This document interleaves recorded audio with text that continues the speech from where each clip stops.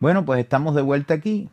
Muchas gracias por su atención. En esta presentación vamos a hablar un poco de la reactividad de las arcillas y cómo podemos nosotros entender la reactividad de las arcillas. Está claro que sabemos que todo esto está muy relacionado con el contenido de caolín y que estamos sobre todo hablando de arcillas primariamente caoliníticas. En esta presentación nos vamos a concentrar sobre todo en qué es el contenido de caolín, cómo se determina ese contenido de caolín, que habíamos dicho que era el parámetro predominante, y dentro, con estos elementos, poder saber realmente cómo identificar dónde están las arcillas que necesitamos para nuestro estudio. En estos años de investigación, nosotros nos hemos dado cuenta de que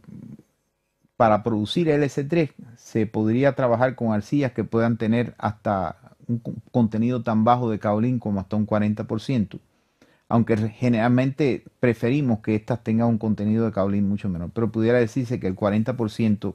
es el límite para poder lograr un producto razonable con unas propiedades que sean razonables desde el punto de vista práctico. Y es por eso que nosotros en esta presentación nos vamos a concentrar en cómo determinar el contenido de caolín de este material, y ya sabemos que conociendo el contenido de caolín de este material, pues vamos a tener una idea de su reactividad como tal. De nuevo, volvemos al hecho importante de que el contenido de caolín se correlaciona con todos los parámetros. O sea, si usted mira, por ejemplo, en el gráfico que está a la derecha, la resistencia, se da cuenta que ya desde las 24 horas hay una correlación muy grande entre la resistencia y el contenido de caolín. O sea, en el eje de las X está el contenido de caolín. Si ustedes ven la barra discontinua, esta representa la resistencia del cemento puro, del cemento Portland puro, lo cual les indica de que, por ejemplo, ya a los 7 días, si se dan cuenta, en este gráfico, a los 7 días prácticamente ya con contenidos de caolín superior al 40% se está logrando una resistencia que es al menos igual a la resistencia del sistema con cemento Portland o incluso superior. Cualquiera de los otros parámetros, o sea, superficie específica, tamaño del grano, minerales acompañantes, o sea, cualquiera de los otros parámetros que tenga esa arcilla, y eso lo hemos podido evaluar a partir de analizar arcillas de prácticamente más de 15 países en el mundo, en diferentes regiones. Ninguno de esos parámetros tiene la importancia que tiene en este caso el contenido de caolín como propiedad dominante dentro de las características de la arcilla. Es importante entender cómo se produce el proceso de activación de estas arcillas. Aquí están viendo los 3 grupos de arcilla que le habíamos explicado. Cada uno de esos grupos tiene, en función de su estructura cristalina, tiene un proceso diferente de deshidroxilación. Inicialmente se ve una curva endotérmica que implica la salida del agua de la estructura cristalina. Esto se produce con la aplicación de calor, y después tenemos un pico exotérmico que representa la recristalización de estas estructuras. Nosotros por todas las vías tenemos que tratar de evitar llegar a temperatura en la cual se produzca la recristalización, porque la recristalización implica la pérdida total de la reactividad, o sea, cambia la estructura completamente y el material que sale no es reactivo. No obstante, podemos ver ahí que sobre todo en las arcillas caoliníticas, que son, como habíamos explicado, las que son más reactivas, tenemos un intervalo relativamente amplio de temperaturas, o sea, lo que se llama una ventana de activación lo suficientemente amplia para que con la tecnología disponible se pueda lograr una activación completa de este material. Dentro de todas las arcillas caoliníticas son las más reactivas. Esto tiene que ver un poco por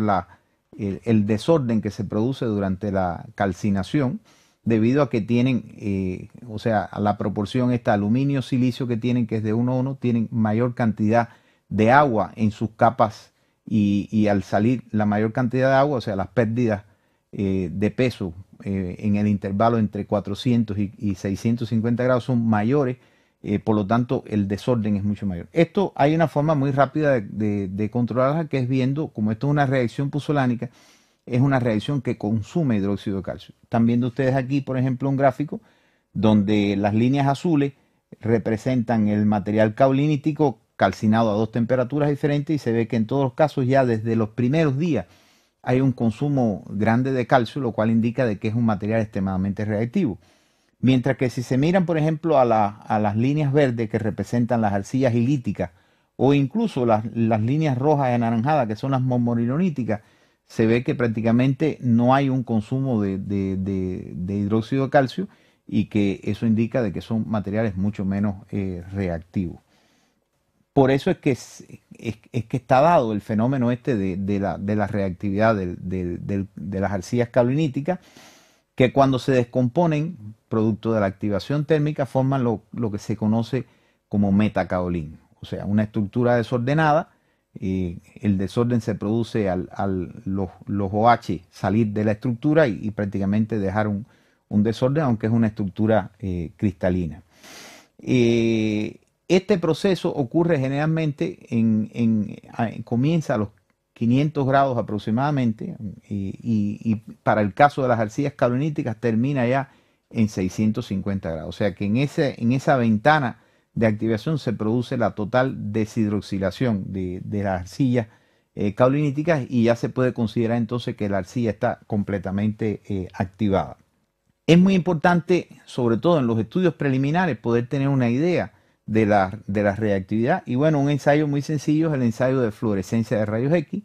En estos ensayos usted puede obtener la composición por óxidos de estos materiales y muy rápidamente aquí puede comparar la relación silicio y aluminio y se dan cuenta que evidentemente las arcillas caoliníticas tienen mucho más aluminio que las arcillas de tipo 2,1 y por supuesto también los porcientos de OH son mucho mayores. Recuérdense que el OH está dado por las pérdidas de peso entre 400 y 650 grados. O sea que es muy fácil a una primera impresión, en un primer momento, rápidamente con la composición química de los materiales, que es un dato que se obtiene normalmente en los estudios geológicos, poder llegar a tener una idea de la reactividad o al menos comparar un candidato con otro en términos de reactividad.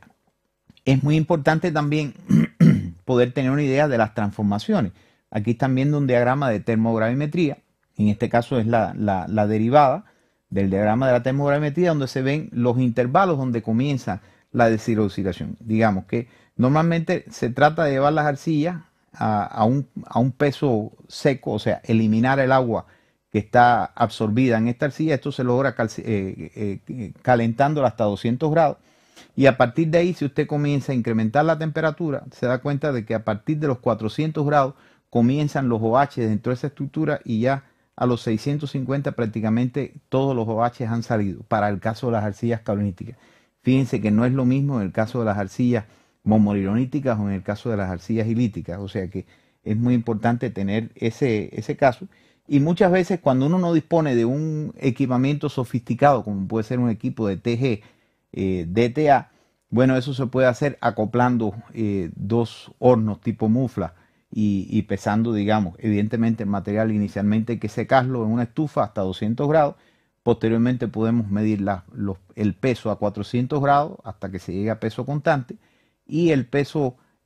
a la temperatura de 600 grados hasta que se llegue a peso constante, y con eso podemos muy rápidamente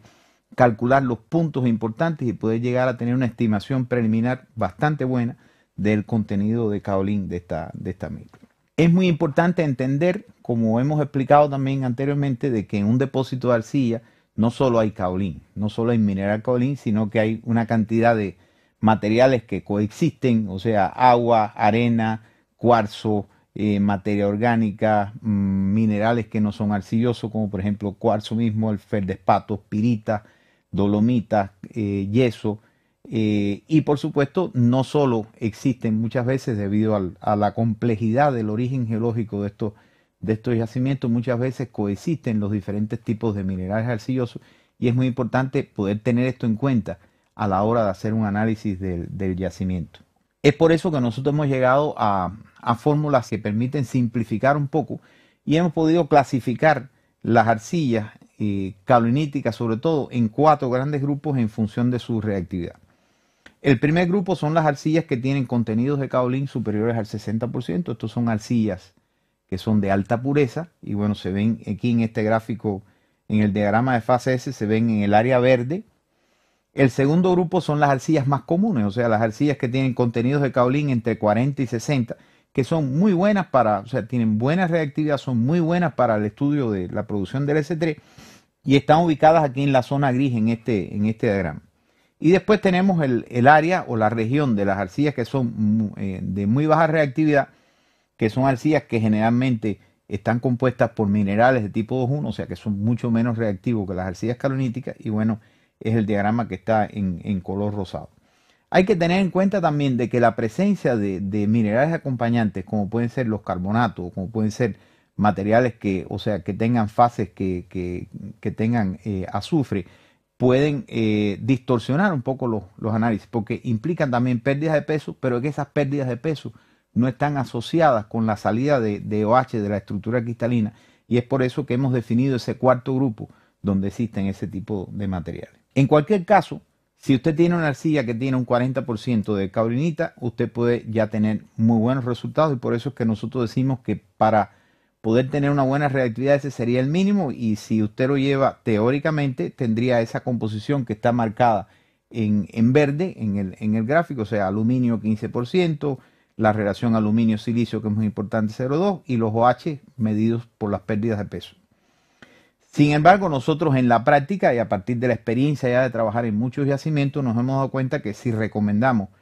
contenidos de aluminio superior al 18%, una relación aluminio-silicio de superior a 0,3 y pérdidas por ignición superiores al 7%, ya estamos trabajando en una región mucho más segura para poder predecir la reactividad de esos materiales. Quiere decir que si estamos en esa composición podemos estar seguros de que tenemos un material que funciona, y por supuesto también hay que tener en cuenta la presencia de óxido de calcio, que puede implicar la presencia de carbonatos o calcita, la presencia de pirita, que está dado en este caso por la presencia de SO3, y el hierro, que bueno, normalmente se trata de mantenerlo por debajo del 10% si hay una preocupación con el color. O sea, el impacto que tiene el hierro sobre todo es que en determinadas condiciones de calcinación puede generar un color rojo intenso, sobre todo si hay alto contenido de hierro, pero más adelante veremos que nosotros este tema también lo podemos trabajar desde el punto de vista de la tecnología de calcinación, específicamente calcinando en condiciones reductoras, o sea, evitando la oxidación. Evidentemente, cuando estamos haciendo un análisis, sobre todo un análisis económico de la producción de cementos usando arcillas calcinadas, lo primero que hay que evaluar es que si hay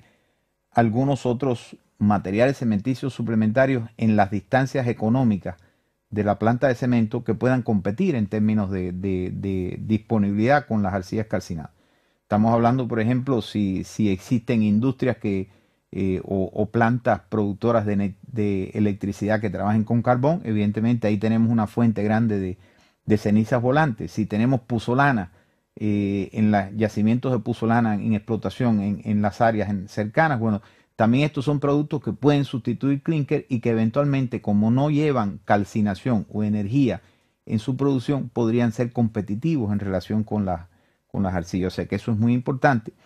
También es muy importante ubicar ese yacimiento y que ese yacimiento esté a distancias razonables de la planta. Nuestros estudios económicos nos dicen que con distancias digamos, de hasta 100 kilómetros se puede todavía lograr un nivel de viabilidad en términos de producción. Y por supuesto también, una vez que se hace toda esta inversión, es importante que haya recursos, que haya un volumen de reservas probadas que sea suficiente para mantener un horizonte productivo, digamos, de 50 años de producción como mínimo. Estas son cosas que hay que tener muy bien en cuenta. Bueno, con eso estamos llegando al final de esta presentación, donde hemos visto que el contenido de kaolín es el factor más importante en términos de expresar la reactividad de este material, y le hemos dado diversas formas de cómo calcular este contenido de kaolín. Está claro que para poder activar esa arcilla tenemos que calcinarla, y calcinarla se hace a una temperatura y un tiempo de residencia específico. Y eso es lo que vamos a ver en la próxima presentación. Muchas gracias entonces por su atención.